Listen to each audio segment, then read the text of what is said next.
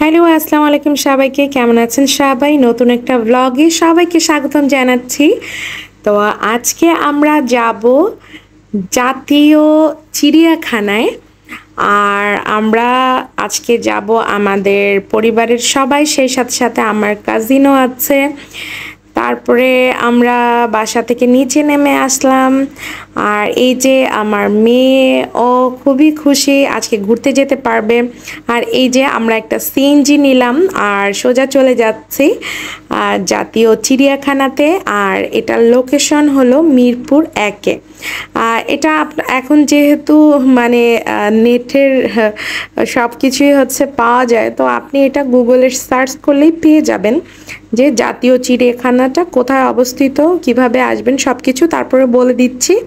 এটা ঢাকা থেকে, মানে ফার্স্টে আপনাকে ঢাকা আসতে হবে, তারপরে আপনি মিরপুর 1-এ চলে যাবেন আর ওখানেই হচ্ছে জাতীয় চিড়িয়াখানা। তারপরে এই যে আমরা নেমে গেলাম।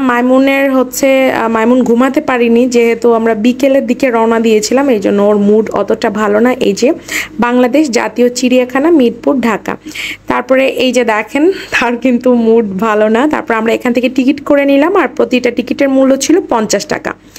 তো প্রথমে ঢুকেই হরিণের এই খাঁচাটা, তো অনেক হরিণ ওখানে খাবার খাচ্ছিল।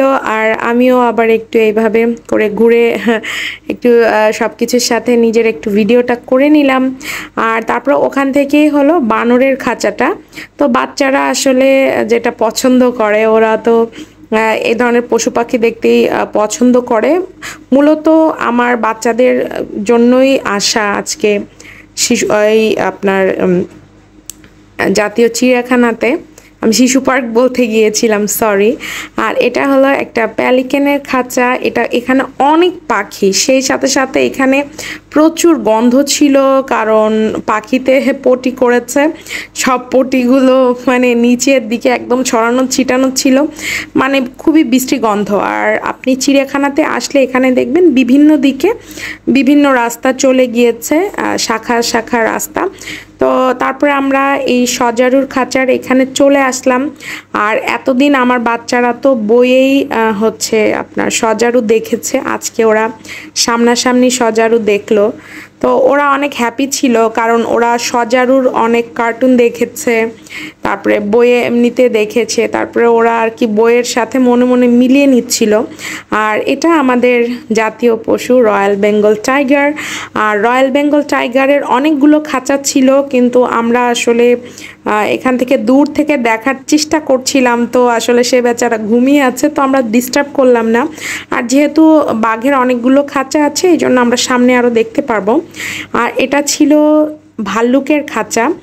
আর এটা হলো আফ্রিকান সিংহর খাঁচা। তো সিংহ, তারপরে বাঘ, এটার অনেকগুলো খাঁচাই আছে এখানে।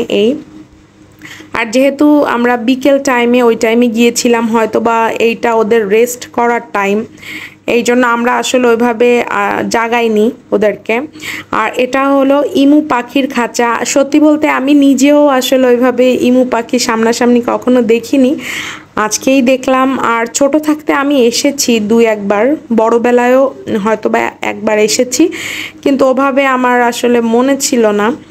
আর এটা জিব্রার খাঁচা। আর ওই যে একদম অনেক দূরে, যেটা আমাকে জুম করে আনতে হলো, ওরা ওখানে ঘাস খাচ্ছে বা কিছু একটা হয়তো বা খাচ্ছিল। এই যে দেখেন, এটা কিন্তু আরেকটা সিংহর খাঁচা, এটা আফ্রিকান সিংহ। আর একটা তো ওখান থেকে আমরা দেখতে পাই নাই। তারপর আমরা জিরাফের এখানে চলে আসলাম। তো এখানে অনেকগুলো জিরাফ ছিল। তো এই জিরাফটা অনেকটা যারা দর্শনার্থী তাদের হাতের কাছেই চলে আসতেছিল, যদিও কিন্তু এখানে একটা নিরাপত্তা বেষ্টনী দেওয়া আছে। তারপরে আমরা উট পাখির খাঁচার কাছে চলে আসলাম। আর এখানে কিন্তু প্রত্যেকটা প্রাণীর সামনেই আপনার সুন্দর করে ডিটেলসে লেখা আছে তাদের নাম, ইংরেজিতে নাম, বৈজ্ঞানিক নাম, তারপরে তাদের বৈশিষ্ট্য সম্পর্কে সব কিছু ডিটেলস লেখা আছে। তো এটা পড়ে পড়েও আপনি অনেক কিছু জানতে পারবেন। তারপরে এই যে এশিয়ান হাতি, এইখানে আমরা আসলাম। তো হাতিটা কিন্তু অনেক দূরে, আমি এই যে জুম করে দেখাচ্ছি। আর এটা কিন্তু আসলে আরও অনেক আগে ভিডিও করা, তারপরে আমরা যেটা দেখেছিলাম যে হলো হাতি হচ্ছে যে রক্ষণাবেক্ষণ করে তার ছেলেকেই নাকি আসলে পিষে মেরে ফেলেছিল। এই যাই হোক, তারপর আমরা ওখান থেকে আফ্রিকান গন্ডার এখানে আসলাম। আসলে এই যে হচ্ছে গন্ডার, আর শুধু শুধু তো বলে না যে তোর গন্ডারের চামড়া, এরকম আমরা বলি যে মানে সবাইকে যে তোর গন্ডারের চামড়া। আসলেই দেখেন গন্ডারের চামড়া অনেক মোটা, দেখেই মনে হচ্ছে দূর থেকে। তো এই গন্ডারটা চুপ করেই ছিল, কি করছিল জানি না। তারপরে এখানে আরেকটা মানে ভালুকের খাঁচা। তারপরে ওখান থেকে আমরা আসলাম, এটা দেখলাম ওয়াটার বাগ। আমি আসলে এটা কখনোই দেখি নাই। তো ওই যে অনেকটা আপনার কি বলবো মানে ঘোড়া টাইপের মতো দেখায়। আর এটা একটা কুমির। অ্যাজ ইউজুয়াল আমরা যেহেতু বাগেরহাটের মানুষ, তো কুমির তো আমরা প্রচুর দেখেছি ছোটোকাল থেকে, এটা নতুন কিছু না। তারপরে এটা বাঘের আরেকটা খাঁচা। আমি যেটা ফার্স্টেই বলেছি যে এখানে বাঘের কিন্তু অনেকগুলো খাঁচাই আছে। তারপরে এখানে দেখলাম যে না, এনরা মাত্র ঘুম থেকে উঠছে, তো আমি আসলে একটু আমার ক্যামেরাতে তাদেরকে ক্যাপচার করে নেওয়ার চেষ্টা করলাম। আর বাচ্চারা আসলে দেখে খুশি হচ্ছিল। এর মধ্যে আমার ছেলে মেয়ে দুইজনই বলতেছে আর হাঁটতে পারছি না, যেহেতু অনেক বড় এরিয়া। তারপরে আমি আমার ছেলেকে কোলে নিলাম আর মেয়ে তার বাবার কোলে। আর এখানেও দেখলাম আর রেস্ট করছে আর একজন, মানে এটা রয়্যাল বেঙ্গল টাইগার। আর সব থেকে বড় কথা হচ্ছে আপনারা যদি বেবি নিয়ে আসেন বা নিজেরাও আসলে, যেহেতু অনেক বড় এরিয়া, আপনারা চেষ্টা করবেন অবশ্যই সাথে পানি রাখার জন্য। আর এমন এক ধরনের জুতো পায়ে দিয়ে আসবেন যেটা পায়ে দিয়ে আপনার হাঁটতে সুবিধা হবে, কারণ যেহেতু এরিয়া অনেক বড়, সো আপনাকে হেঁটে হেঁটেই সব জায়গায় যেতে হবে। তারপর আমরা এটার মাঝখানে দেখেছিলাম যে দুই একটা অটো চলতেছে। যাই হোক, আমরা ওটাতে উঠিনি, আমরা হেঁটে হেঁটেই সব দেখেছি। তারপর আমরা ময়ূরের খাঁচার কাছে চলে আসলাম। এখানে এক্সেপশনাল যেটা ছিল এটা হলো সাদা ময়ূর। এই ময়ূরটা এত সুন্দর করে এটা লেজ ঝুলিয়ে বসেছিল, মানে দেখেই মনে হচ্ছিল যে একটা সাদা একটা পরি বসে আছে। আর সত্যি বলতে আমি এর আগে কখনো সাদা ময়ূর দেখিনি, আজকেই আমার জন্য ফার্স্ট ছিল। আর যেহেতু দেখেন এখানে কিন্তু কয়েকটা বেষ্টনী দিয়ে মানে দূর থেকে আপনাকে দেখতে হবে, এই জন্য কাছে গিয়ে ভিডিও করার আসলে ওইরকম কোনো চান্সেস নাই। আর অ্যাজ ইউজুয়াল যে ময়ূর আমরা সচরাচর দেখি সেই ময়ূরও এখানে ছিল। এটা ছিল কমন ইল্যান্ড, এই যে দূরে দেখা যাচ্ছে।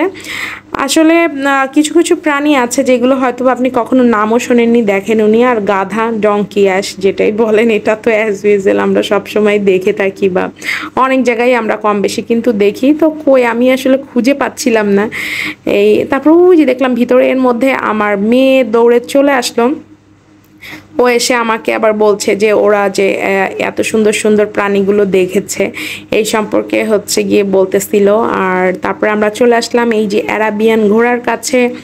তো এখানে এসে এই ঘোড়া দেখলাম, তো ঘোড়ার আসলে আর কি দেখবো।